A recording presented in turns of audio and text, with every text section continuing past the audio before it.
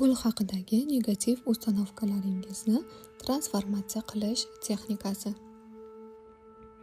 Bizga ota-onamizdan, yaqinlarimizdan pul haqida negativ fikrlar bolalikdan boshlab kirib qolgan ongimizga negativ fikr, e'tiqod, ustanovka ko'rinishida o'rnashib qolgan va afsuski bunday fikrlar bizning bugungi kunimizda nisbatan boyroq yashashimizga va orzuyimizdagi hayotga erishishimizda, yashash normamizni, yashash darajamizni yaxshilashga to'sqinlik qilishi mumkin. Ya'ni ko'proq pul topishimiz uchun to'sqinlik qilishi mumkin. Bunday negativ ustanovkalar har bir insonda har xil bo'lishi mumkin. Hamma o'zini negativ ustanovkalarini albatta o'zi topib olishi kerak bo'ladi. Bunday ustanovkalar yuzlab topilishi mumkin. Misol uchun, pul baxt keltirmaydi. Pul topish qiyin. Halol yo'l bilan pul topishni imkoniyati yo'q. Pul bu yovuzlik manbai. Pul bu qo'lning kiri. Boy insonlar hasadgo'y bo'lishadi. Boy insonlar xasis bo'lishadi. Va hokazo. Har bir insonda bunday negativ ustanovkalar mavjud bo'lib, ular bilan qanday ishlash kerak? Men sizga hozir bitta texnika bilan bo'lishaman. Buning uchun bir dona o'zingizni pul haqidagi negativ fikringizni olasiz. Misol uchun, pul bu yovuzlik manbaidir degan ustanovka agar sizda mavjud bo'lsa, uni qog'ozga yozib olasiz va o'zingiz bilan o'zingiz sporlashasiz. Xuddiki o'zingizga o'zingiz pulning aslida yovuzlik manbai emas ekanligi haqida uqtirishga, tushuntirib berishga harakat qilasiz. Misol uchun, bir yaxshi, badavlat insonni ongingizga misol qilib keltirasiz. U inson sizni tanishingiz bo'lishi kerak, ya'ni u insonni imkon qadar siz yaqinroqdan tanishingiz kerak bo'ladi va aytasiz, ongingizga isbotlaysiz. Mana qara, mana bu inson uchun pul yovuzlik manbai emas. Aksincha, bu inson puli orqali ehson qilyapti. Odamlarni umraga jo'natyapti, masjid qurdiryapti yoki zakot beryapti deb ongingizga ko'rsatasiz. Demak, pul aslida hech qanday yomonlik uchun xizmat qilmayapti deysiz. Va yana o'sha ustanovkangizga qaytasiz. Pul yovuzlik manbai.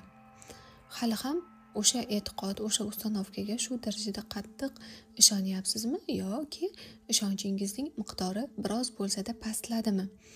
Ishonchingizding miqdori 30% dan kam bo'lishiga qadar siz ongingizga pul yovuzlik manbai emas ekanligini isbotlovchi turli xil dalillarni keltiraverasiz. Ya'ni sporlashaverasiz.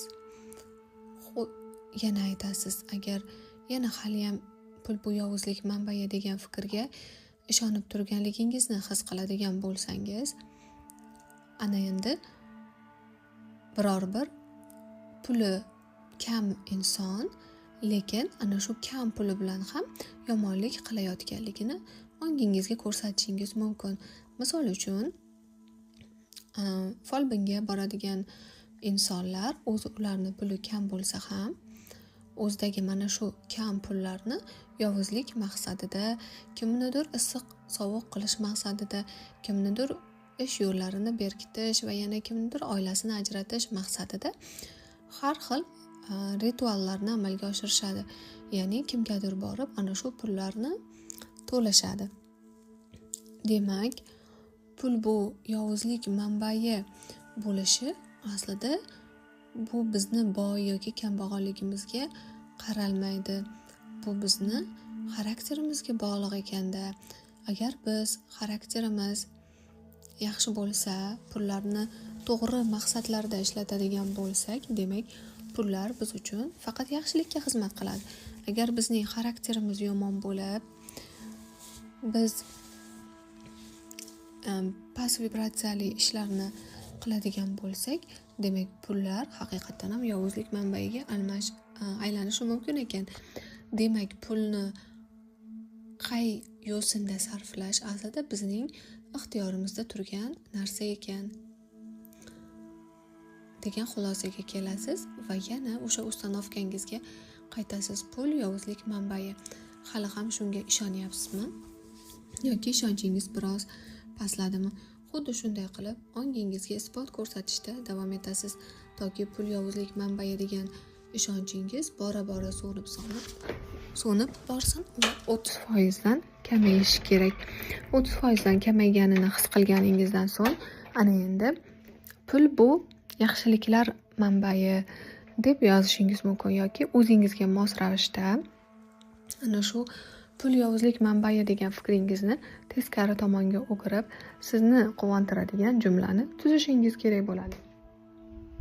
Misol uchun pul insonlarga foyda keltiradi. Pul bu insonlarga baxt keltirishi mumkin. Pul insonlarga yaxshilik yo'lida xizmat qiladi kabi bitta jumlani olasiz va mana shu jumlani qog'ozga ko'chirasiz. Buni qog'ozga ko'chirib bo'lganingizdan so'ng ko'rinarli ko'zingiz tez-tez tushib turadigan joyga ilib qo'yishingiz kerak bo'ladi va har gal buni ko'rganingizda o'qishingiz kerak bo'ladi. Keyin telefoningizdagi zastavkaga ham pul yaxshilik manbai deb yozib qo'yasiz. O'sha o'zingizga ma'qul kelgan jumlani, o'zingiz tanlagan jumlani yozib qo'yasiz va har gal telefoningizni ochganingizda bunga ko'zingiz tushsa, buni o'qiysiz. Pul bu baxt manbai deb har gal o'qiysiz. 2 oy bajarasiz buni. 2 oyda har kuni qayta mana shu jumlani o'qiyverasiz. Natijada neyronniy svязlar, miyangizdagi neyronniy aloqalar o'zgarib, pul yovuzlik manbai degan uстановка sizdan ketib, pul bu baxt manbai, pul bu yaxshilik manbai degan uстановка ongingizga joylashadi 2 oy davomida. Va qancha ko'p o'qisangiz bu jumlani, pul baxt manbai degan jumlani qancha ko'p o'qiydigan bo'lsangiz va ongingiz qancha ko'p подтверждение, ya'ni tasdiq topsa bu jumlaga, sizda shuncha transformatsiya tezroq ketadi va ongingizga yaxshiroq o'rnashib oladi bu uстановка. Tavsiya etiladi faqat bir dona uстановка bilan 2 oy davomida ishlash va undan keyin ikkinchi uстановкani pozitivga aylantirish ustida ishlasangiz bo'ladi. Shuning uchun ham aynan o'zingizni eng kulchovoy uстановkangizni topib olishingiz kerak bo'ladi. Ya'ni aynan siz pul haqidagi aynan sizni o'zingizning qanday negativ fikringiz bor. Misol uchun sizda boylar xasis bo'ladi degan uстановка kuchlimi yoki pul yovuzlik manbai degan uстановка kuchlimi yoki pul baxt keltirmaydi degan uстановка kuchlimi yoki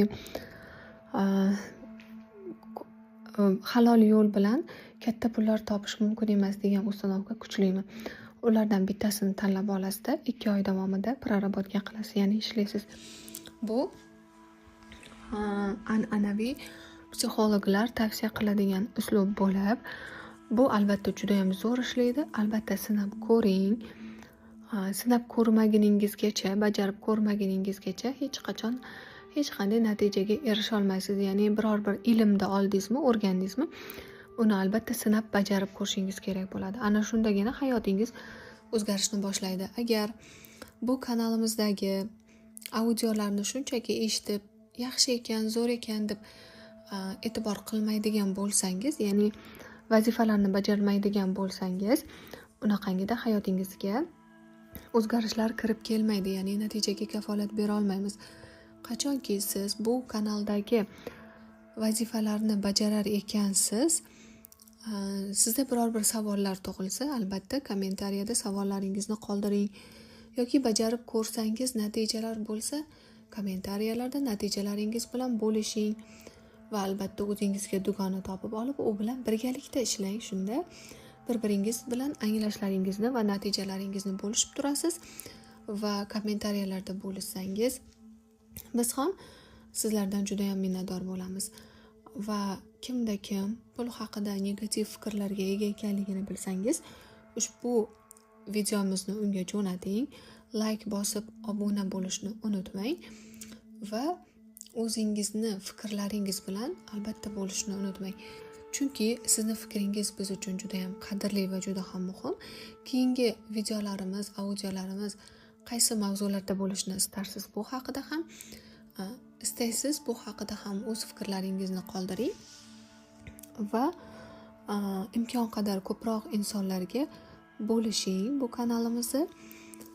Chunki har bir insonga baribir psixologiya juda ham kerak. Har bir insonning o'zini shaxsiy psixologi bo'lishi juda ham yaxshi. Lekin agar kim bugungi kunda psixologga borishga imkoniyati bo'lmasa, bemalol bizni kanaldagi bepul darsliklarni ko'rib, vazifalarni bajarib, yaxshi natijalarga erishishi mumkin. Hozir esa videomiz so'ngida vebinarimizni taklif qilaman. Uстановkalarni yechish deb nomlangan vebinarimiz bor. Bu vebinar 48 minutlik adashmasam. Buni bemalol sotib olsangiz bo'ladi. Administratorimizga murojaat qilsangiz, mana shu videoni tagida opisaniyada administratorda Telegram lichkasini hamda telefon nomerini qoldiraman. Unga bog'lanib, narxlarni bilib sotib olsangiz bo'ladi. Bu vebinarda siz pul oqimlaridan sizni to'sib turadigan 100 talab ustanovkalaringizni o'ta tez yechish metodikasi bilan tanishasiz. Ya'ni mana bunaqa 2 oyda bir dona ustanovkani yechmaysizda. Misol uchun 100 ta ustanovkangiz bo'lsa, pul haqida negativ ana shu 100 ta ustanovkani taxminan 5-6 kunda prarabotka qilib tashlash imkoniyatingiz bo'ladi va natija ham juda ham tez bo'ladi. Bu vebinarni sotib olish uchun administratorimizga murojaat qiling. E'tiboringiz uchun rahmat.